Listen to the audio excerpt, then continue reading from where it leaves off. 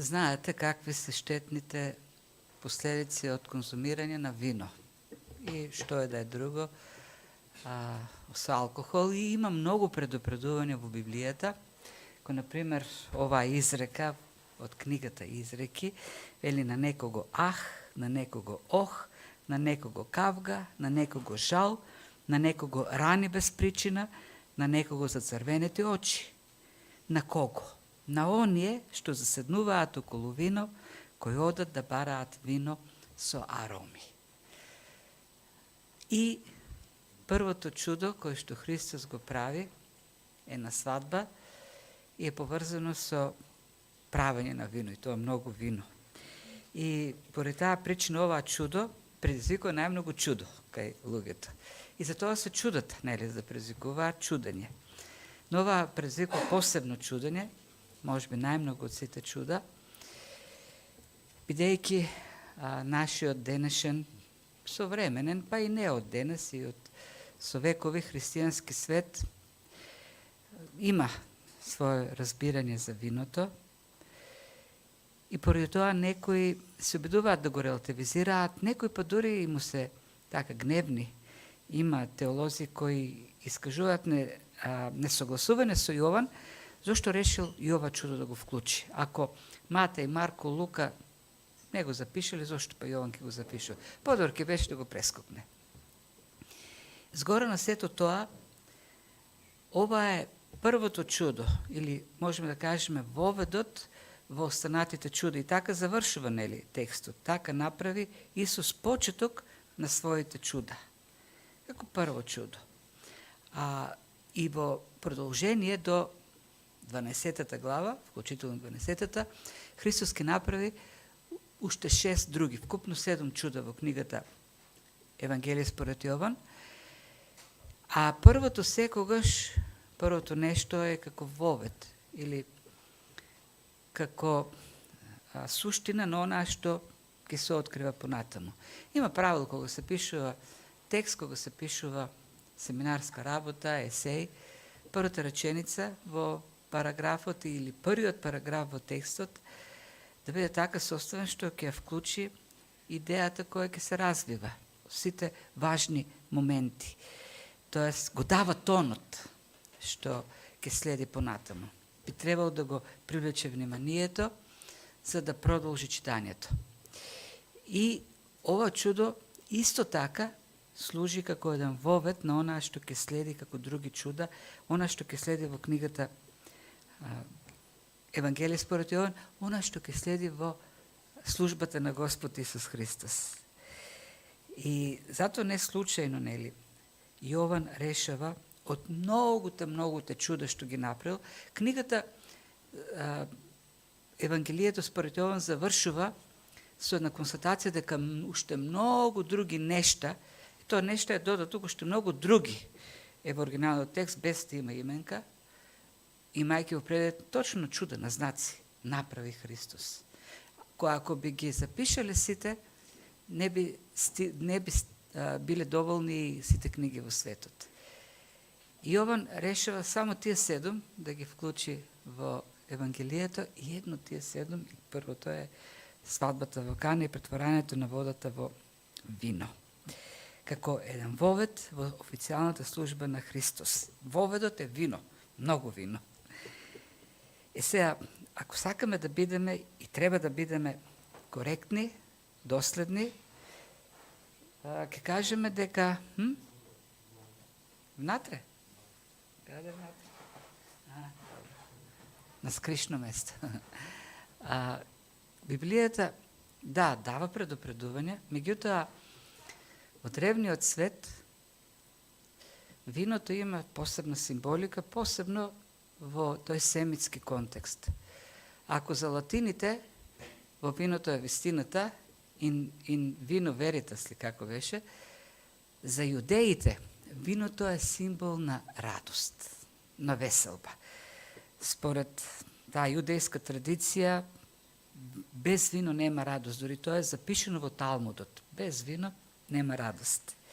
И не само тоа е еврејска традиција, одразено и во Стариот Завет. Например, еден детал има во описот на гозбата во едното царство што доаѓа, независно дали е миленијално и хилјастичко, дали некакво друго небесно, но таму вака пишува Исаја во 25 глава 6 и 8 стих.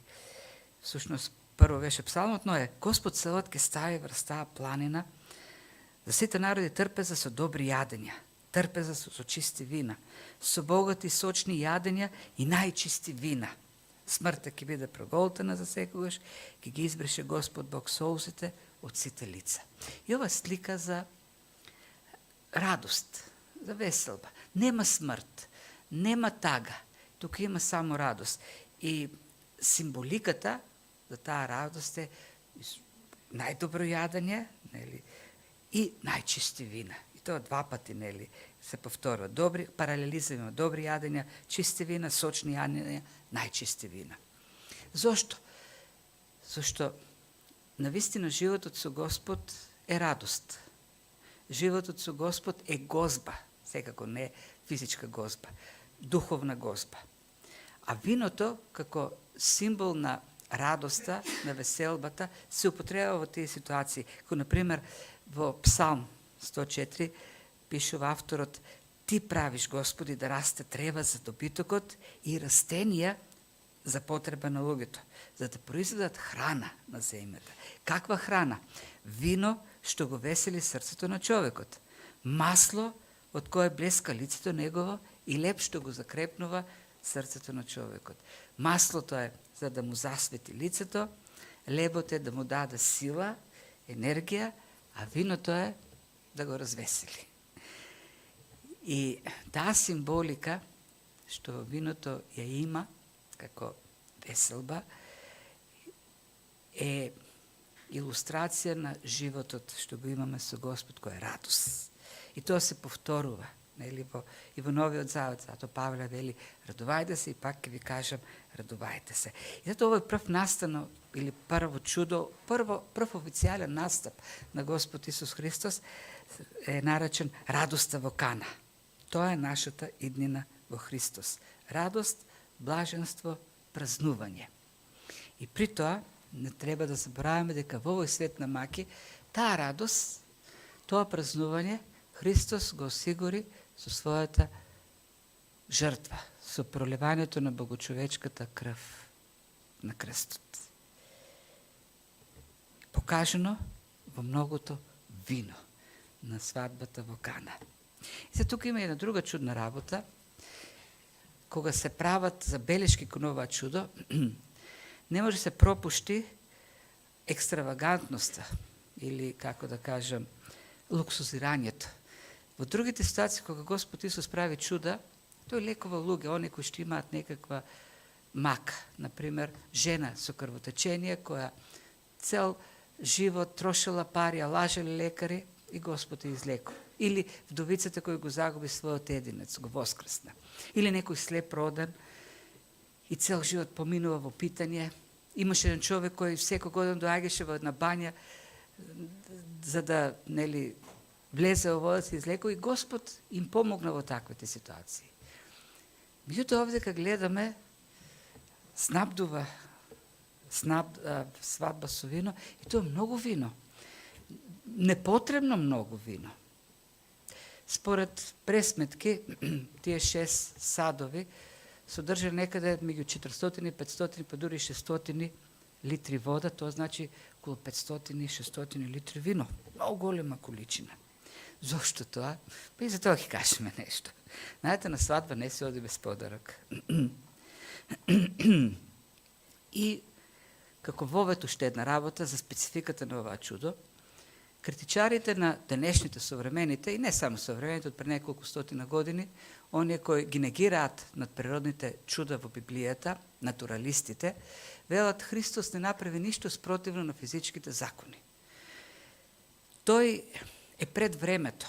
Она што денес се прави сосема лесно, Христос уште тогаш го правил. Например, Христос лекуваше лепрозни, во тоа време луѓето не знаеле како, но денес тоа е излекувана болест. Или Христос лекуваше они епилептичари, кои денес медицината знае да ги лекува. Или некои други случаи, ако, например, жената со крвотечение. Барала лек, не можела да најде, но денес медицината го прави тоа. Оваа чудо нема ништо психосоматско, нема ништо поврзано со медицината. Вода беше претворена во вино. Сега Борен ќе каже, ама тоа може ако се прераспределат атомите, молекулите и внатре и водата ќе стане вино, ама како ќе се направи тоа, не знам, дали има технологија за тоа. Идејата е дека ова чудо не влегува во они официјални шеми што натуралистите ги користат за негирање на Христовите чуда. Ова е надприродна работа. За да се покаже на вистина Христовата слава, дека тоа е Синот Божи. Она што беше кажувано во претходните стихови. И ајде да видиме сега, да одиме поред, ова беше како увод. Ова чудо, како прво чудо, содржи најмногу, може да кажеме, поуки примени. Многу се, не можеме од тоа многу се да кажеме, ќе видиме колку може да кажеме. Но навистина е многу богато, со содржина, многу богато е со примени. Со првото чудо, Бог навистина на голема врата влегува во својата официјална или јавна служба. Ајде што се случва, како почнува се. Вели, на третиот ден имаше свадба во Кана Галилејска и мајката на Исус беше таму. А беа поканети и Исус со неговите ученици. Ајде се подсетиме малку на, бидејќи многу ни е важно да го сватиме моментот. Кога се случува тоа? Важно е за да ги истолкуваме внатре работите. Контекстот многу ни помага да одговориме на, да дадеме, да ги разбереме диалозите, зошто се бара тоа, какви се одговорите, така натаму. Значи, вели на третиот ден. Третиот ден од последниот настан. Така почнува, нели, таков временска хронологија следи првата глава, на првиот ден, на вториот ден и сега на третиот ден. На третиот ден од последниот настан со Натаниел, кој беше. Таму пише прво, Исус се појави во Јудеја, некаде на реката Јордан, каде што крштеваше овој Јован Крстител. Кај е ова за светење? Ова не. И кој копче треба да го пуш? Така. Значи, некаде овде кај на реката Јордан. Кога тргнуваат двајцата ученици, Андреј и другиот, Јован, пишува дека Христос тргна кон Галилеја. И го најде Филип. И пишува дека Филип е од Ветсаида. И кога Филип тргнува по Исус, оди да го најде Натанаил. А Натанаил е од Кана Галилеја. Тоа го пишува се во прва глава. И кога ќе се најде со, кога ќе чуе Натанаил дека Филип го најде Месијата, тој ќе тргне некаде кон Ветсаида, предпоставам, а пак дополнителна информација има во таа прва глава дека Андреј и Петар се исто така од Ветсаида. Значи, тука тие се неколку градчиња. На третиот ден, значи некаде од Ветсаида, тргнуваат, бидејќи се поканите на свадба, во Кана. Во Кана е свадбата. Од Кана е Натанаил. Не знаеме по која, не ни кажува Јован, по која основа се поканати Исус и учениците, но знаеме дека Марија е таму, во Кана, на свадбата. Исто не знаеме по каков основ. Но имаме доволно сознание дека има врски, познанства во таа група на луѓе. Јован Крстител е некој внук, така се паѓа, на Марија. Има некакви врски меѓу Андреј и Петар, исто така, тоест Јован и Јаков, Натанаил и Филип. Филип е од истиот град со Андреј и Петар, тоа не се големи градови, мали градчиња. Има некаква пород. Како и да е, гледаме дека сите тие одат во некаква група. Потоа од Кана пишува дека сите заедно пак и со Марија ќе се вратат во Капернаум. тоа од 12 стих натаму, на езеро ќе одат, малку време ќе останат таму, Христос ќе се подготви да тргне во Ерусалим на Пасха. Значи, тоа се случувањата. Тие се заедно. А што се случува за тие неколку дена, 3-4 дена пред свадбата во Кана? Јован Крстител јавно објавува: ово е Божиот син, кој доаѓа после мене, но беше пред мене. Тој кој ги зема гревовите на светот на себе. Потоа, кога ќе дојде Исус, повторно ќе покаже, а веќе се случило крштавањето. Веќе Светиот Дух во вид на голуб се синмал над Христос, и Божето благоволение во глас е покажено за Христос.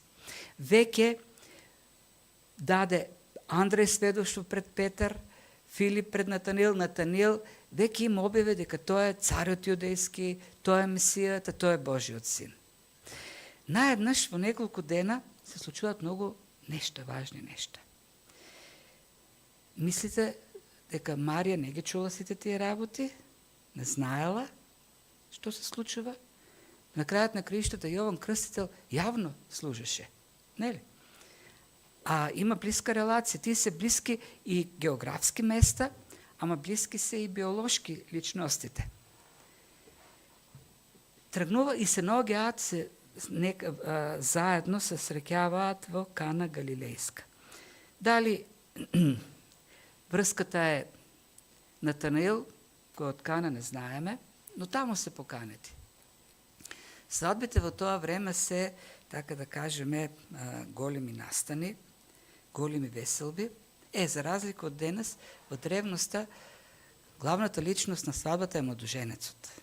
И не оди младоженецот да ја земе невестата, невестата оди да го земе младоженецот. Така тргнуваат вечерта, така почнува всушност свадбената веселба, од домот на невестата, сватове или како се вика, по улиците со факли, и кога одат по улиците, кон нив се придружуваат и други луѓе, преку цело време извикуваат пофални зборови за невестата, колку е убава, колку е паметна, ја фалат, и на крајот стигнуваат во домот на младоженецот, каде што прво ритуално се ги мијат рацете, равинот одржува церемонија и почнува веселбата. И таа може да трае по цела недела.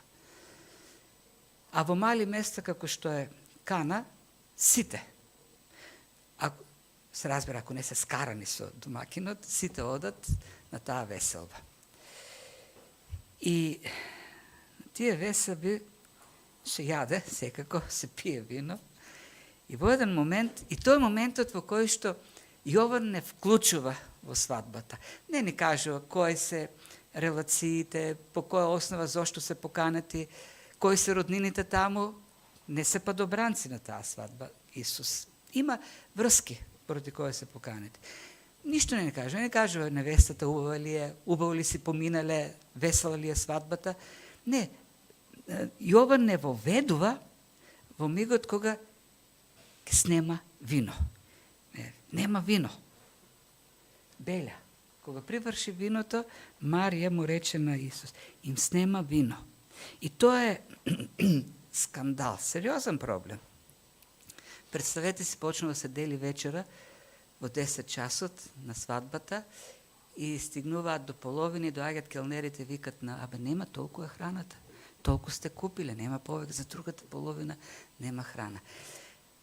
Ај денес ќе се снајдат некако луѓето, ќе истрчат од друг ресторан, кетеринг ќе викнат, меѓутоа во древноста тоа е скандал. Знаете, имало случаеви запишени се, ако насред свадба, насред веселба снема вино, не знам што таму, гостите дури можат да го тужат домакинот, тоа што не се угостени. Викнати се на свадба, организира свадба, а не им дава вино. Голем скандал. Сериозна работа. Значи, свадбата е на прагот да доживее катастрофа. Тоа е ситуацијата. И сега не знаеме по која основа, сега Марија го знае тоа. Разбрала таа дека нема вино. Ке видиме ние понатаму дека таа информација не е расширена меѓу луѓето. Дури старосватот, кој е една од клучните фигури на свадбата, не знае дека привршува виното. Знаеле слугите, оние кои носат и гледат веќе борињата се празни, нема вино. Од кај Марија разбрала, не знаеме, но разбрала. И што прави, веднаш доаѓа кај Исус и му вика, им снема вино. А Исус пак, нели ќе одговори, начин како што одговори, што имаш со мене жена, или што бараш од мене жена. Така.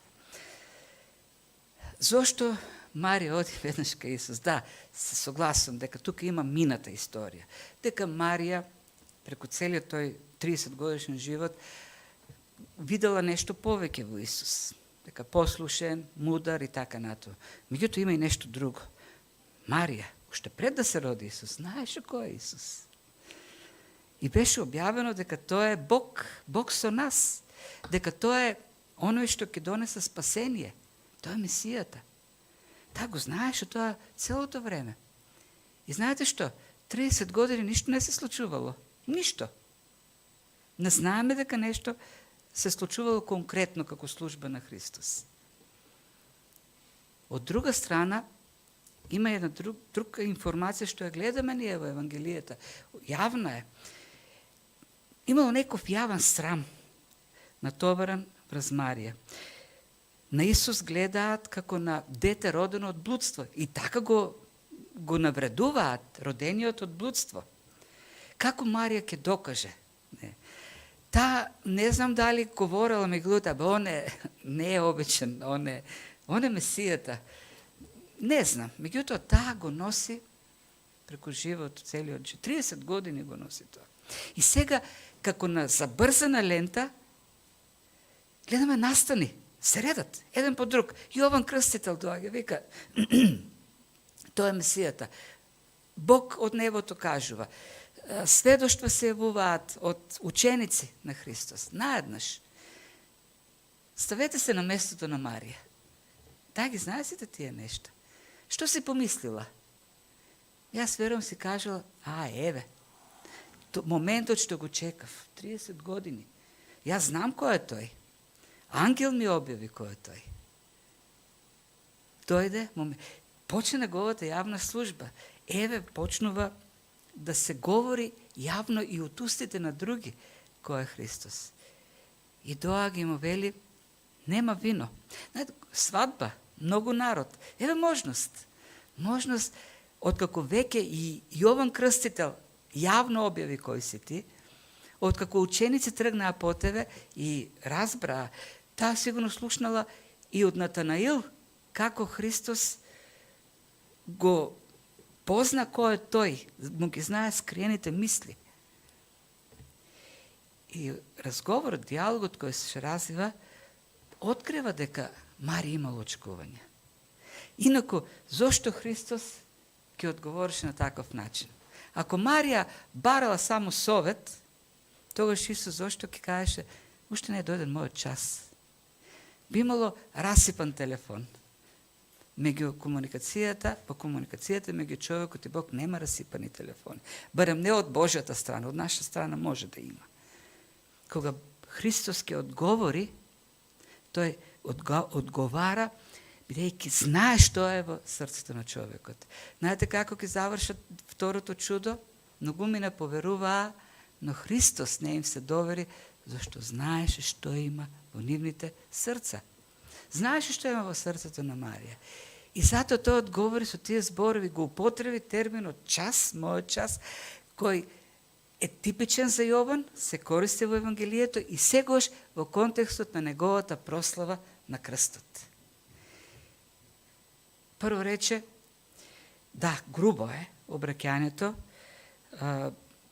во нашиот текст, што бараш од мене, а побуквално би било, што имаш ти со мене, што имаме ние заедничко, јас и ти. Тоа е идејата. Демоните се обраќаа така на Исус. Во Лука 4:34, кога гонеше демон, што имам јас со тебе, Исус од Назарет. Истата фраза е употребена и овдека. Што имам јас со тебе? Или што имаме ние, што бараш од мене, во едниот случај, во друг случај е преведено што имам јас со тебе. Таквата таквото обраќање исклучува блискост. Барем онаа блискост на која се надава Марија во обраќањето. Со тоа Христос сака да покаже, види сега, ние воспоставуваме нови односи. Јас започнувам јавна служба како Месија и односите се поинакви. На мене сега треба да гледаш како на оној на кој што треба сите да гледаат, како на Спасител. Што имаш ти со мене? Ти не можеш да ми се мешаш во работите, со други зборови, вели Марија. Ние немаме во однос на мојата служба ништо веќе заедничко. Јас не сум твоето дете кој треба да ги слуша твоите насоки, тука напротив. Ти си таа која треба кон мене да се обрекеш како кон Бог. Тоа е во таква позиција, такви односи овдека наметнува Христос кон Марија. Да, јас се почнувам службата и ти треба да знаеш дека кон мене треба да се обрекеш веќе, да се однесуваш како кон Месијата.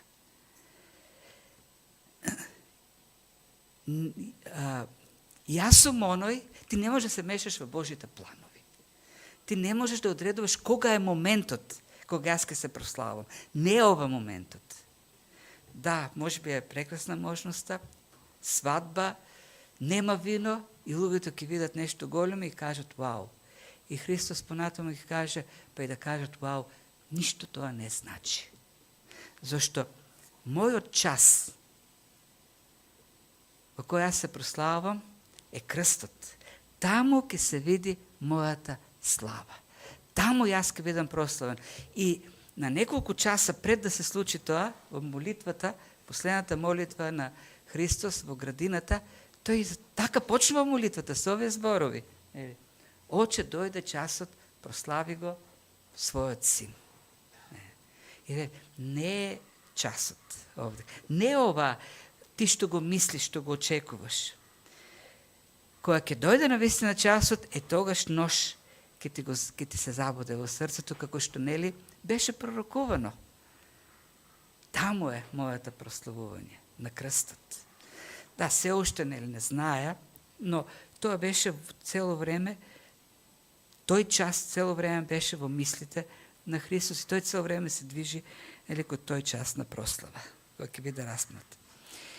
И како одговара Марија на таквото обраќање, знаеш, малку како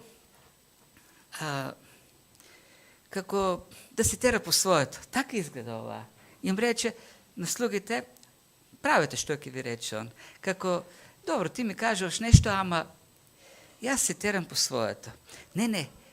Начинот на кој се обреке сега Марија кон слугите не е на истиот начин како што е пред Христос да и се обрати.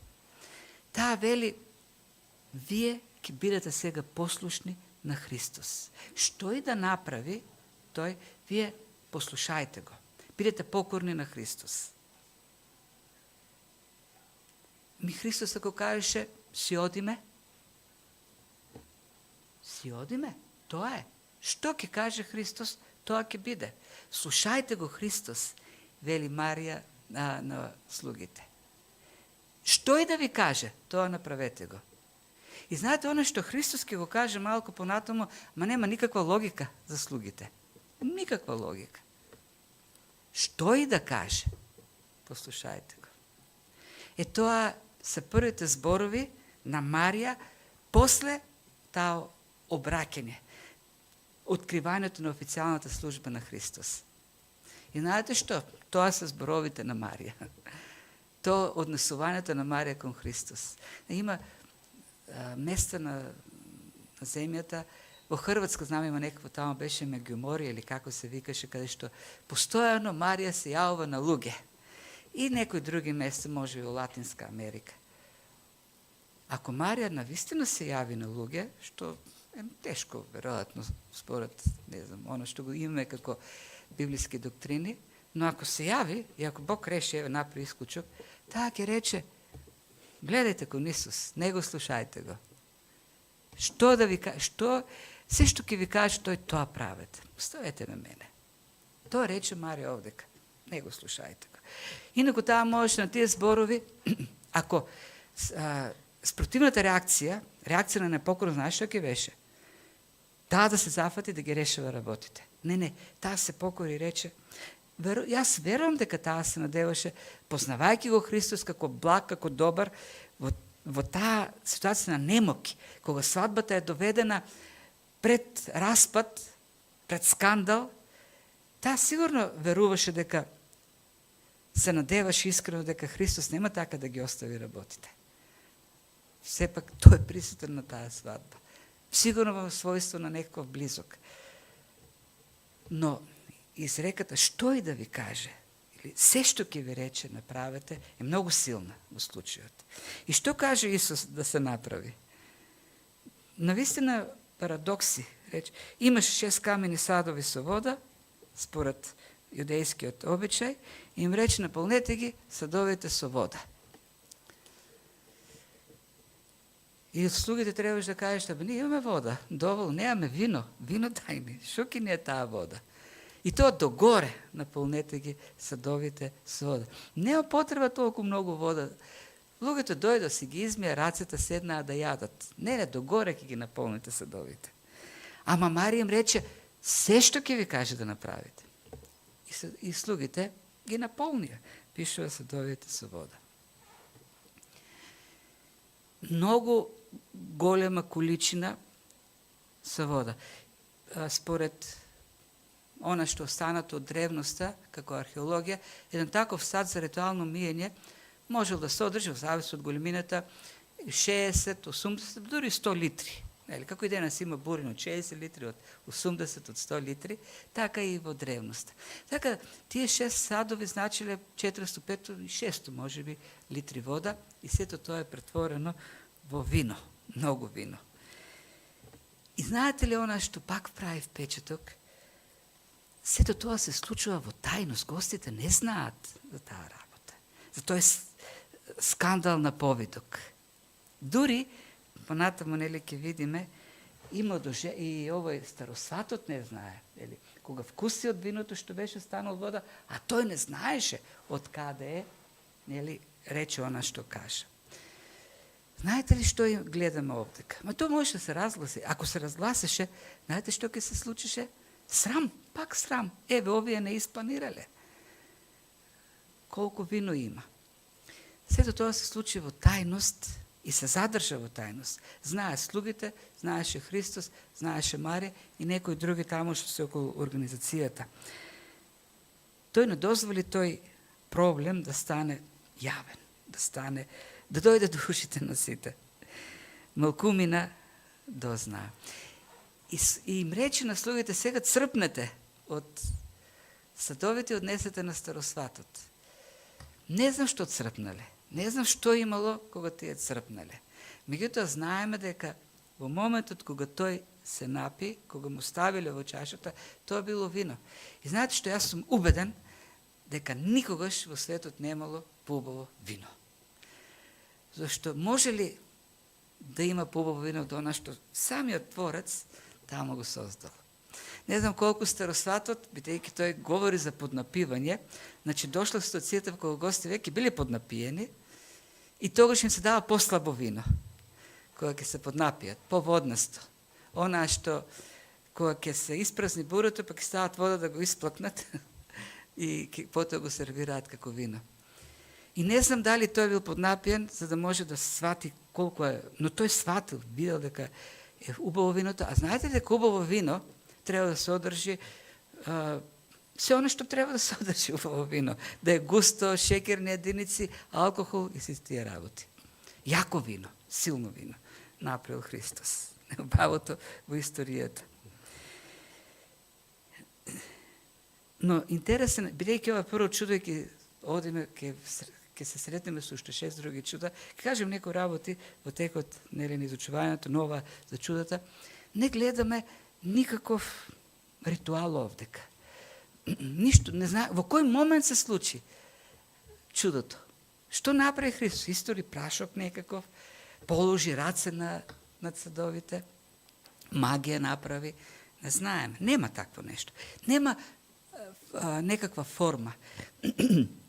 Ne znam da li ste bile na iscelitelni kampanji.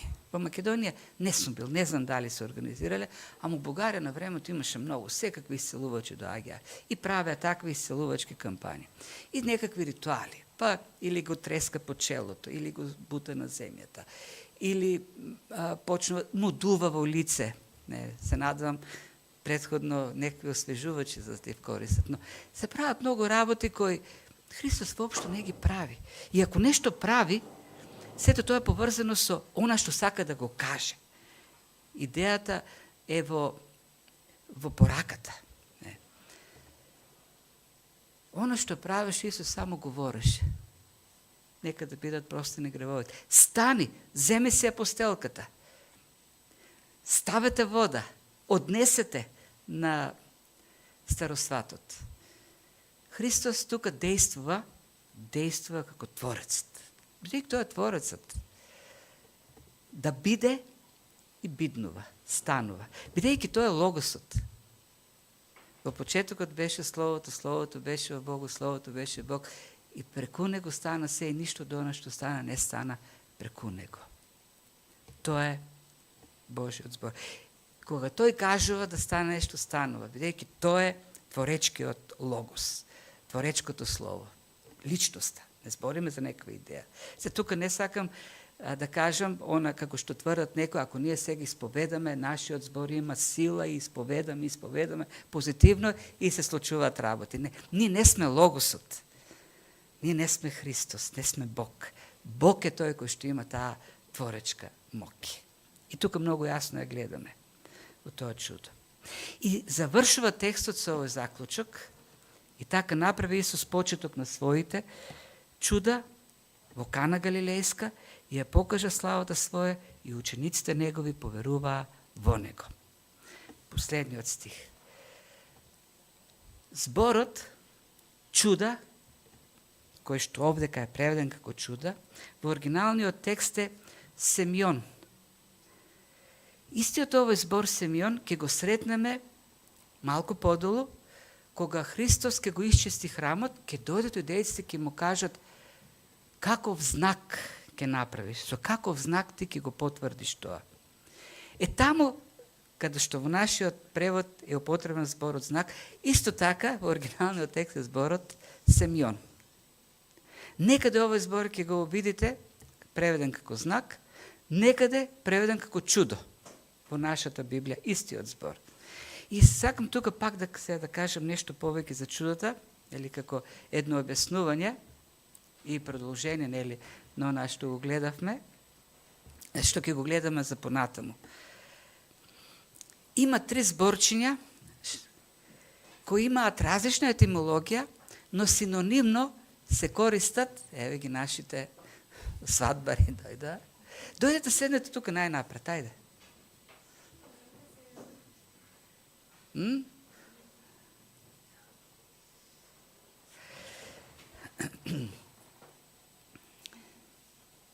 Така, се најде место. Значи има 3 зборчиња во Новиот Завет, посебно во Евангелијата, кои се користат наизменично и некаде се преводат како чуда, некаде знаци и така, или сила. И едно место каде што сите 3 зборчиња ги имаме на едно место, е во Дела на апостолите, 2 глава, во онаа проповед што Петар ја има на Педесетница во храмот. И таму вели вака: мажи израелци, чујте ги овие зборови. Бог во вашата средина го потврди Исус Назарекјанецот со сили, со чуда и со знаци. Што Бог преку него ги направи меѓу вас, како што знаете и самите. Како Бог го потврди Христос дека тој е Месијата и Спасителот? Преку сили, чуда и знаци. И тука ги употребува 3 зборчиња кои ние ги среќаваме синонимно во Новиот Завет. Зборчето Динамис, зборчето Тераси и зборчето Семион. Која е етимологијата на тие зборчиња? Динамис значи сила. Динамис. Некаде, како чудо се употребува тој збор, динамис. Христос изврши динамис. Тоа значи огромна, надприродна некоја сила кој извршува дејство. Не од овој свет сила. тој динамис произведува тераси. Тераси може би е најсоодветниот збор за чудо. Тераси е дејство кој не може се објасни. Надприродно дејство. Како, например, да биде воскреснат мртов човек. Или лепрозен кој во тоа време не можело да биде излекуван или исчистен. И сите чуда што ги направи Христос беа беспорни чуда. Христос немаше, например, човек го боли главата и доа и Христос не вика нека ти помине главата и никој не знае дали навистина го болело главата или не го болело главата. Како што денес има сведоштво. Многу ме болеше главата, се помоли и ми помина. Чудата на Христос беа беспорни. Секој можеше да ги докаже, да се увери во нив. Човек роден слеп, родителите дојде и потврдија, да, тој е нашиот син, роден слеп. Умрен, го воскресна. Или жената цел живот бараше лек, не најде, Христос се излекува. Тештата на Петар, пишува Лука, имаше грозница, висока температура и лежеше немотна. Ја фати Христос за рака, ја крена и наеднаш таа жена почна да им готви, да трча низ собата да работи. Сите тие беа беспорни работи. Тераси е тоа очигледно надприродно дело. И последниот збор е Семјон, кој обично се преведува или како чудо или како знак. И тоа значењето на зборот што Семјон, знак, порака, некаква вест. Зошто ние оние што стојат на патиштата и ни кажуваат како да возиме, ги викаме знаци, сообраќајни знаци. Има на него некаква слика и таа слика нам ни кажува што да правиме. Не предупредува, праќа порака. Има кривини, опасни, лизгав пат или животни на патот, не вози брзо, може полиција да те казни. Ти веднаш ја сваќаш пораката на знакот. Чудата на Христос секогаш се манифестација на таа надприродна сила динамис, во кој како резултат имаме дејство надприродно, т.е. некакво дело и порака. Секое чудо на Христос има порака, знак за нешто. И тој знак обично е покажан, е видлив, е откриен во Словото. Ниту едно чудо на Христос не се случува за да задоволи љубопитство на луѓето. Сакаме сега да гледаме чуда. Кога бара, Христос им викаше, нема да видите чудо. Чудата или предходија на некоја порака, проповед, и беа во контекстот на таа проповед, или пак следеа после некоја проповед и беа поврзани со таа проповед. И овдека на крајот, самиот Јован ни кажува зошто се случи тоа чудо. Се случи за да славата на Бог се покаже. Славата своја да ја покаже. И неговите ученици поверуваа. Како завршува првата глава? Христос на Натанаил му рече, уште поголеми работи ќе видите. Дојдете и видите. Ќе видите уште поголеми работи. Натанаил рече, ти си царот јудејски, ти си синот Божи. Да, и уште поголеми работи ќе видите. И после неколку дена тие видоа што? Како се открива славата негова. А славата е дефинирана од Јован во првиот стих. Таму Јован ни говореше за славата. Кога Словото стана тело и ние видовме полно со слава и ние видовме славата како на единородниот на Бог. Полно со што? Со благодат и со вистина. Законот доаѓа или излегува од Мојсеј, а благодатта од Христос. Славата за која што пишува Јован дека ја видовме, сите ја видовме таа слава, како на единородниот од Отецот, се види овдека, на овој начин, на таа свадба, во тоа вино што беше произведено. Каква слава!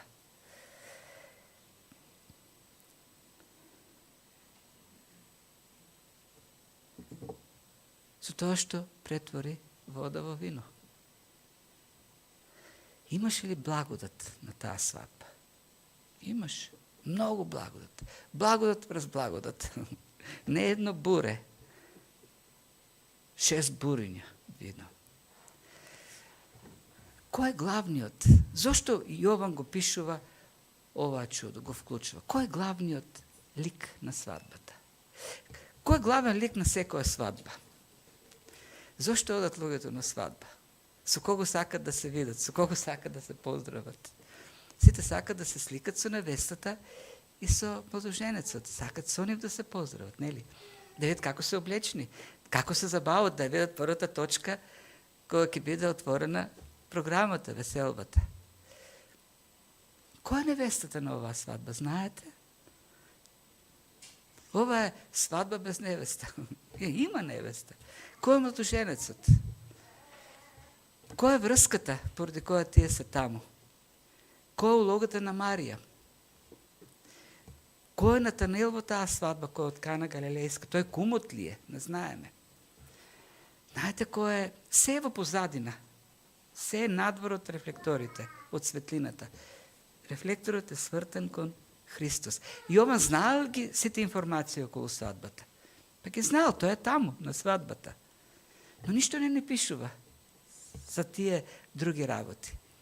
Него го интересира Христос. Тој е главниот јунак. Што Христос направи за да научиме нешто за Христос. Тоа е смислата, тоа е целта на чудото, идејата. Христос да биде објавен во тоа дејство, неговата слава да биде објавена.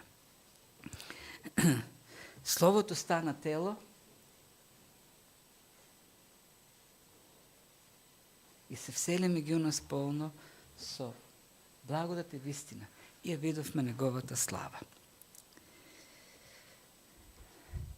Славата на Христос, Јован вели, ја откриваме во благодатта и вистината што ја открива. Како што славата на Бог во Стариот Завет ја откриваме во законот. Законот открива слава. Ја открива славата на Бог. И целта на законот е, откривајќи славата на Бог, да ја покаже нашата грешност. Славата на Бог во Христос се открива во благодатта. Знаете што направи Христос на свадбата? Покажа благодат.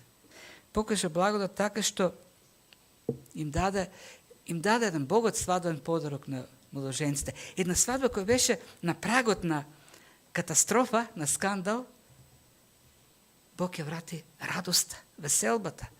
Ги спаси од срам, од понижување. И знаете што дури? Не едно буре, 6 буриња со прекрасно вино. Што јас, ако бев на местото на младоженците, бидејќи тоа е свадбен подарок, ќе го продадев. Знаете колку пари ќе земе? Многу пари. Да. Не знам дали успеале да го испијат целото вино, не верувам. Но Бог им направи еден голем подарок на таа свадба. Од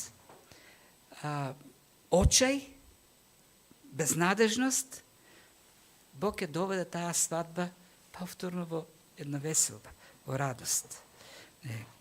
И тоа на што го пише во првата глава, го објавува Јован, во првото чудо се гледа.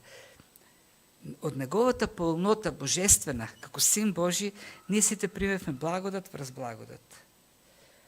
Зашто законот беше даден преку Мојсей, а благодата и вистината произлегува од Христос. Знаете ли, овдека многу јасно гледаме како старото си оди, новото доаѓа. Има една пророчка типологија овдека.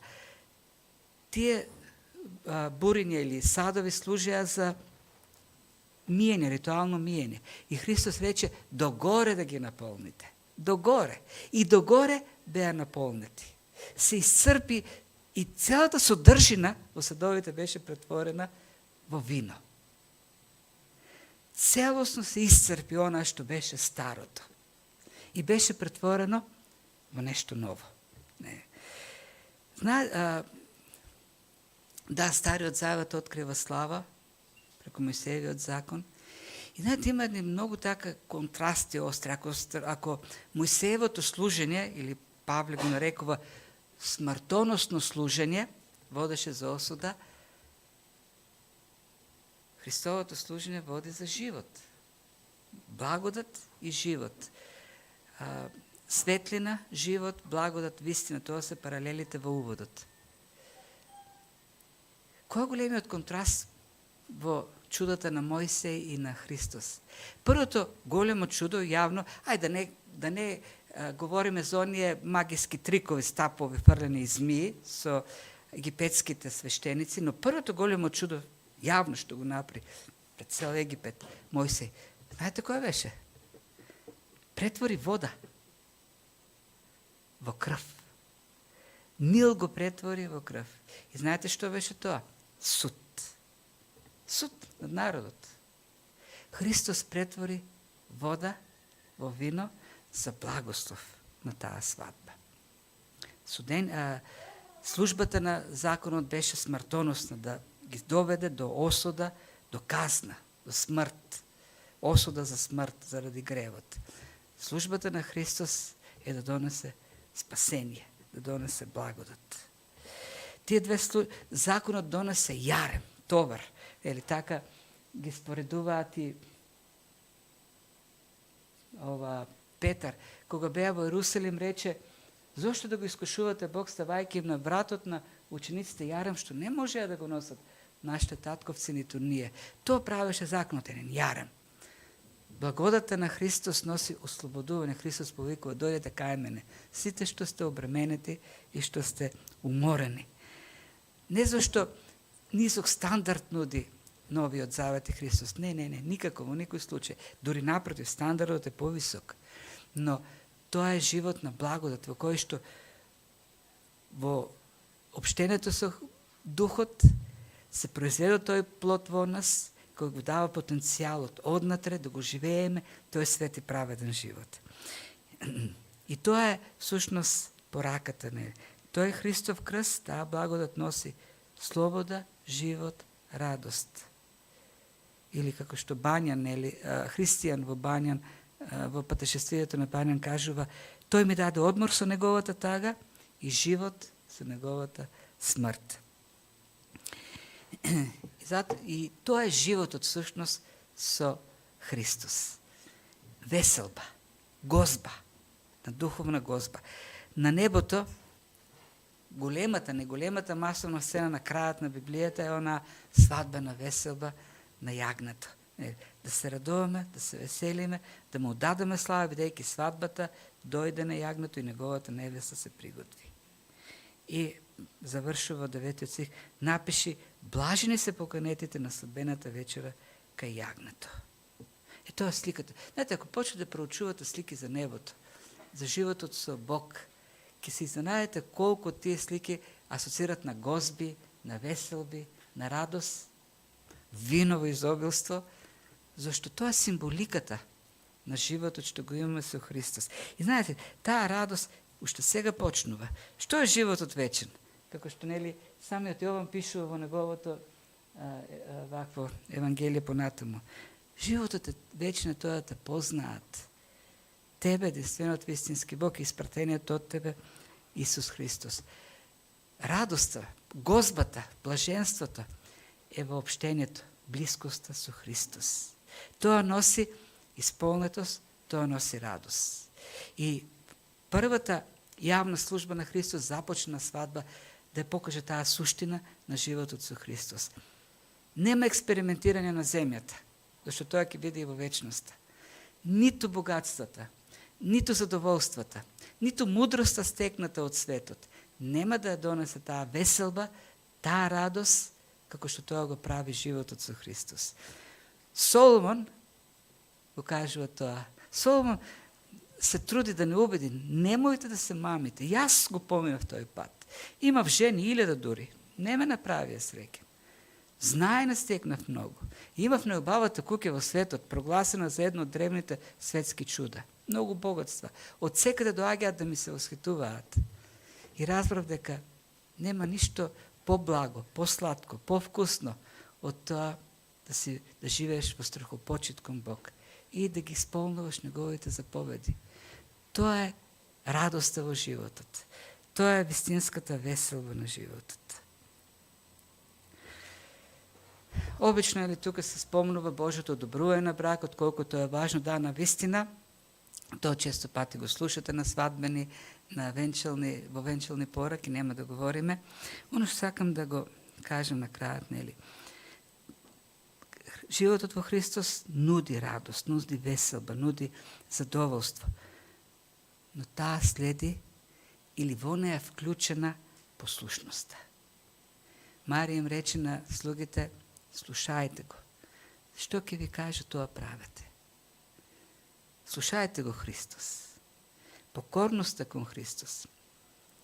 Исполнувањето на неговата воља е тоа што носи радост, носи исполнетост. Го прави животот да биде на гозба, на една богата духовна трпеза.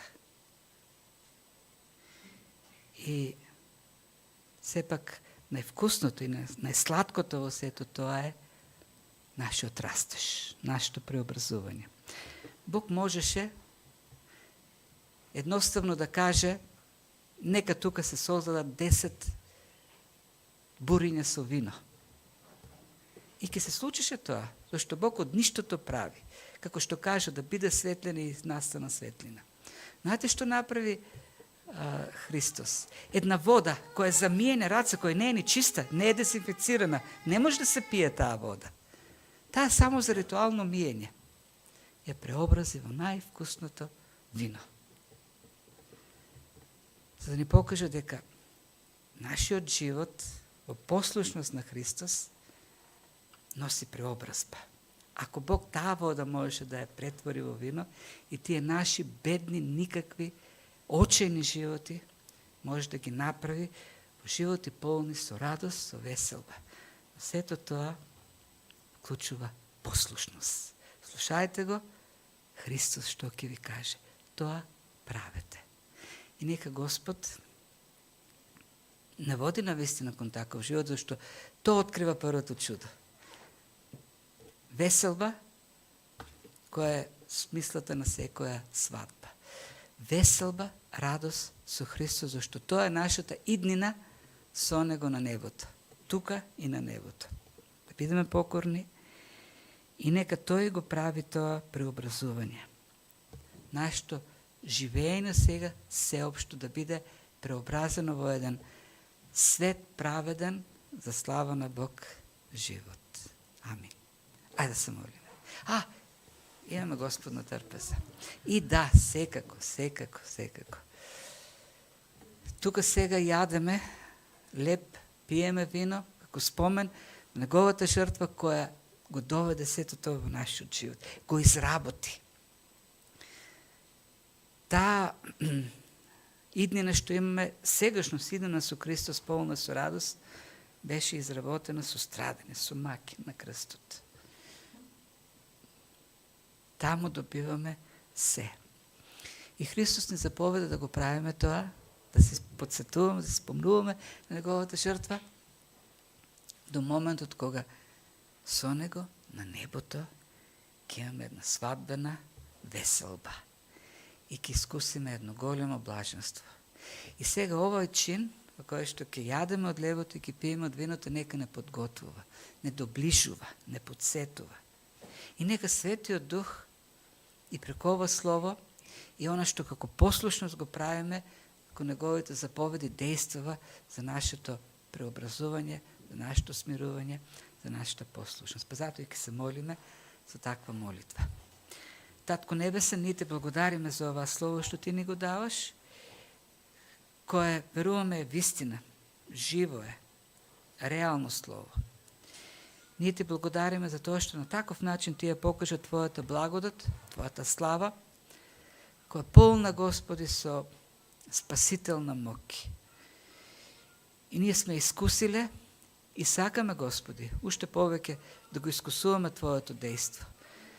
Да работи твојот дух во нас, да не уживува, Господи, се повеќе за тебе, ти се поизобилно да се вселуваш во нас, да се гледа таа преобразба и да се исполнуваме, Господи, уште повеќе со таа радост која што нема крај. Се молиме, Господи, нека Твојот дух не подсети повторно и на Твојата жртва, на тие маки на крстот кои беа искусени, на таа крв која беше пролеена, скапоцена, многу скапоцена од сите тие буриња полни со вино, убаво вино. Се молиме, Господи, доприне преко Твоето надприродно дејство, за да достигнеме до уште поголема благодарност. И таа благодарност, Господи, да предизвика уште поголема послушност. И таа послушност, Господи, да не преобрази уште повеќе од Твојот лик. Се предаваме на Твоето дејство, се молиме за прошка, Господи, очистување, за да облечени во Твојата света и праведна облека, се представаме пред Тебе без недостаток, додека го извршуваме овој чин и исполнуваме Твојата заповед. Во името на Христос, нашиот Господ и Спасител, го бараме тоа. Амин.